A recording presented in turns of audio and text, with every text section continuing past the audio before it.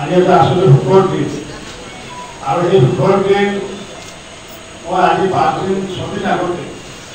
কারণ এবার আমার ঘরের ফিরে যা আমার সফর 5 দিনের সফর আজকে 7 দিন হলো কালকে আবার শিলচরে প্রোগ্রাম হয়েছে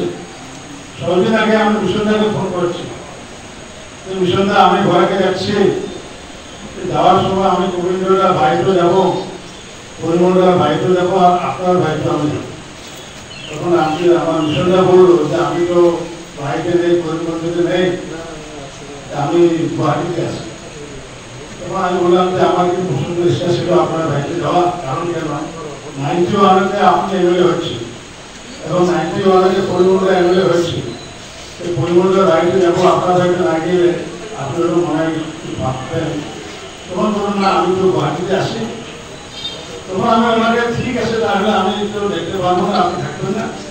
তখন আমি 6 দিন আগে ওনাকে বললাম যে দাদা একটা আসামের কথা একটা আছে একটা কথা হলো যে অপেক্ষার ফল মিঠা ওনার বললো কি তার মানেটা কি এই মানেটা কিছু বলবো না আমি 6 দিন আগে ওনাকে বললাম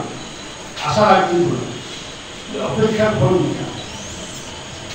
তখন আবার জিজ্ঞাসা করো যে এটা কি অপেক্ষার ফল মিঠাটা কি তখন আমি বললাম যে ভগবান যা করে ভালো করে এটা আমরা সবাই বলি কি ভালো করবো আমি বললাম দেখি যে মানুষদা যে গতবার যে ইলেকশনে ক্লিয়ার পেল এটা আপনারা আশীর্বাদ দিতে আমার মনে হয় মানুষদার না পাইতো মিশনদার যদি পাইতো ওরা হেরা যেত আর ও যদি হেরা যায় ও হয়তো এমপি রাজনীতি কি করে পাইতো তাই ভগবান কি করে মঙ্গলা করে এই জন্য অপেক্ষার পর মিঠা আমার কাছে বললাম ঠিকই না হোক আজকে আমার আরেকটা উল্লেখযোগ্য যে আজকে করিমগঞ্জে জেলা আমি 3খানা ব্লকে রিভিউ করেছি আমি মিনিস্টার হিসাবে অনেক ব্লকে রিভিউ করি